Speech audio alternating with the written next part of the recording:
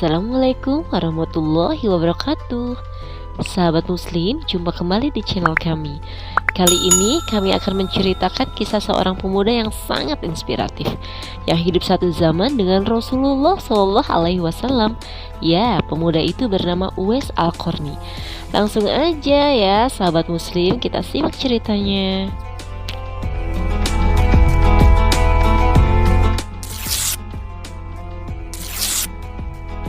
Pemuda miskin asal Yaman yang membuat Rasulullah Shallallahu Alaihi Wasallam terkesan karena ketaatan dan kesolehannya, terutama sikapnya yang sangat berbakti kepada ibunya. Uwais Al-Qarni yang memiliki nama lengkap Abu Umru Uwais bin Amir bin Jaza Al-Qarni Al-Muradi Al-Yamani adalah penduduk dari Karan di Yaman. Ia lahir pada tahun 594 Masehi dari Bani Murad dan meninggal pada tahun 657 Masehi. Dimakamkan di Rokkah, Suriah. Ia juga pernah ikut dalam perang Siffin.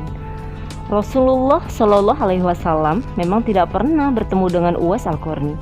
Namun, nama Uwais disebut oleh Rasulullah Shallallahu Alaihi Wasallam. Uwais hidup pada zaman Rasulullah Shallallahu Alaihi Wasallam dan tinggal di Yaman dengan ibunya. Setelah Rasulullah Shallallahu Alaihi Wasallam wafat, Uwais baru bisa pergi ke Mekah mengantarkan ibunya melaksanakan ibadah haji. Uwais Al-Qarni mendapatkan ujian berupa penyakit sopak. Seluruh tubuhnya menjadi belang-belang karena penyakit sopak tersebut. Ibunya sudah tua dan sakit lumpuh. Namun, Uwais Al-Qarni senantiasa merawat ibunya dengan telaten dan penuh kesabaran. Dia juga berusaha selalu memenuhi semua permintaan ibunya yang lumpuh itu. Tapi hanya satu permintaan yang belum dikabulkan dan kesulitan untuk memenuhinya. "Wahai anakku Uwais, mungkin aku tidak lama lagi bisa bersamamu. Tolong ikhtiarkan agar ibu dapat mengerjakan ibadah haji," kata ibunya. Setelah mendengar permintaan dari ibunya tersebut, Uwais terdiam dan termenung, memikirkan caranya agar sang ibu bisa menunaikan ibadah haji.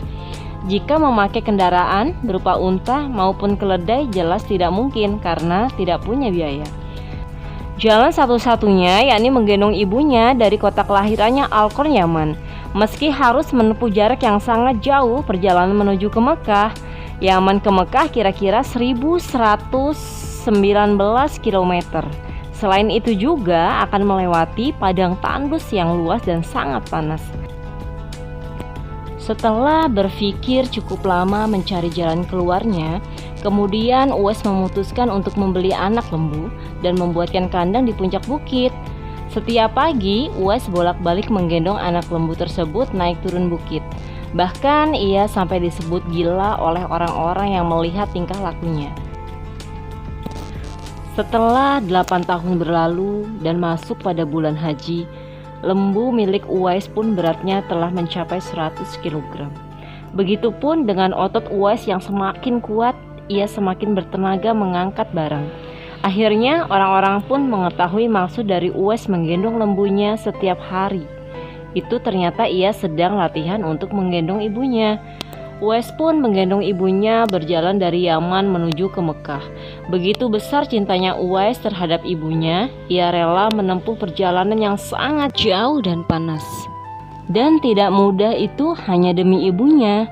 Ketika wukuf pun, Uwais dengan tegap dan gagah, ia tetap menggendong ibunya melaksanakan wukuf di Ka'bah. Melihat perjuangan anaknya tersebut, ibunya pun terharu dan bercucuran air mata. Bahagia telah melihat Baitullah sebelum ia meninggal.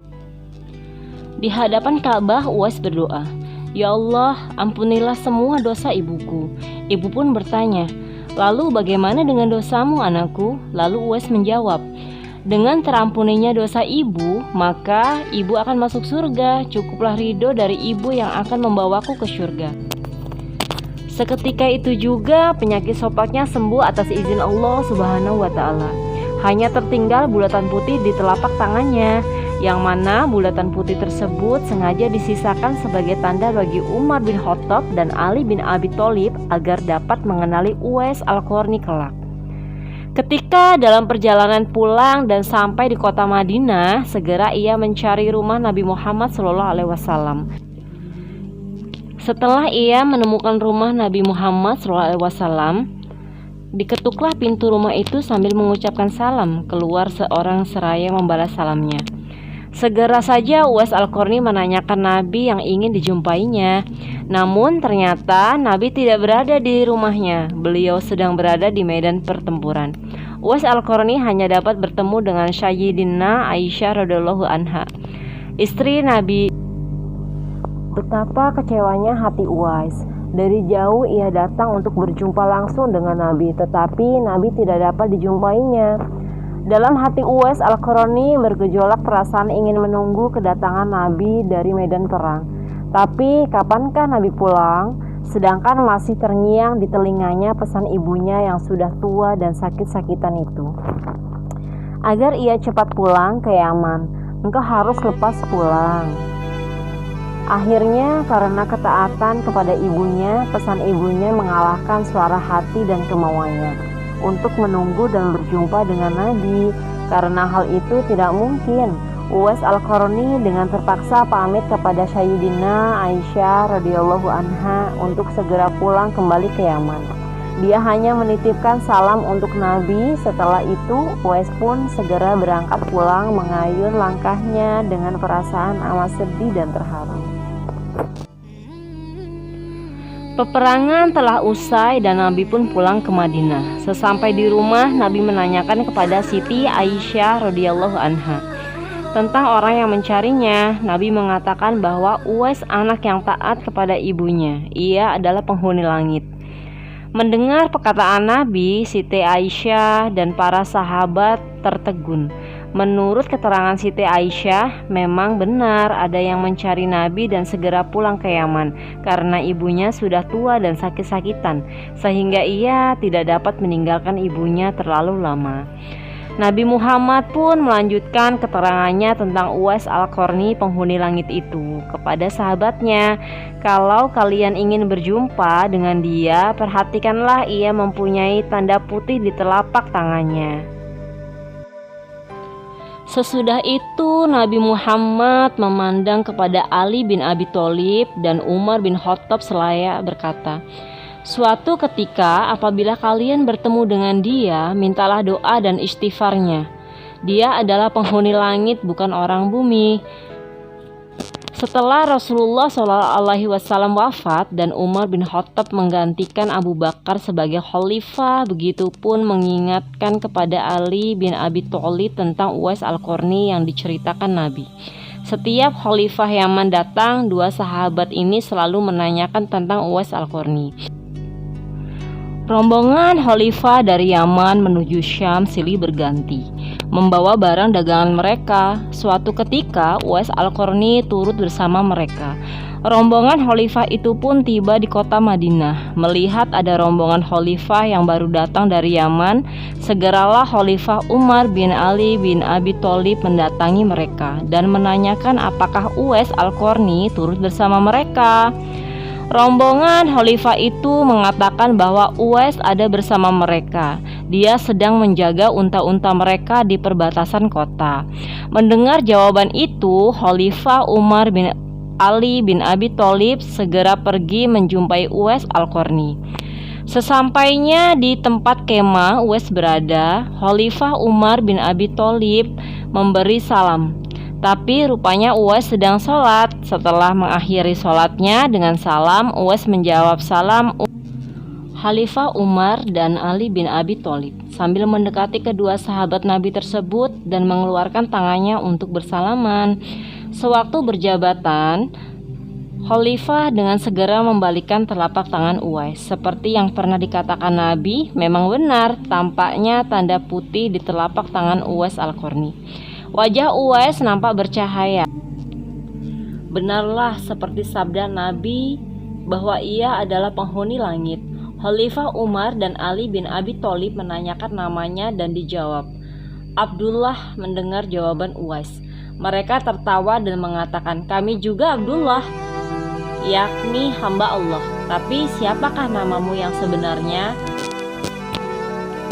Uwais kemudian berkata, nama saya Uwais Al-Qarni. Dalam pembicaraan mereka diketahuilah bahwa ibu Uwais telah meninggal dunia.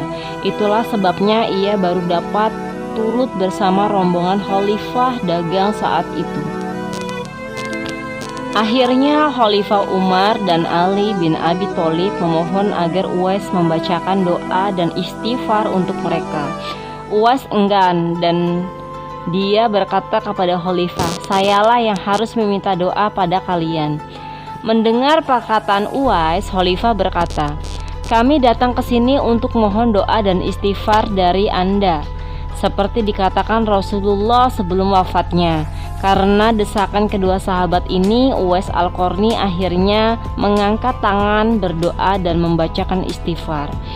Setelah itu, Khalifah Umar berjanji untuk menyumbangkan uang negara dari Baitul Mal kepada Uwais untuk jaminan hidupnya. Segeralah saja Uwais menampik dengan berkata, "Hamba mohon supaya hari ini saja hamba diketahui orang.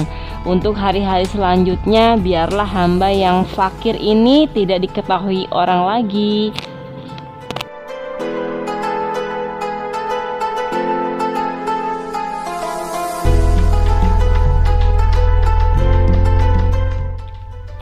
Dari kisah ini, kita belajar bahwa keramat paling ampuh di dunia adalah ibu. Ridho ibulah yang akan membuat kita sukses dunia bahkan sampai akhirat. Semoga kita semua menjadi anak yang berbakti kepada kedua orang tua kita, terutama ibu.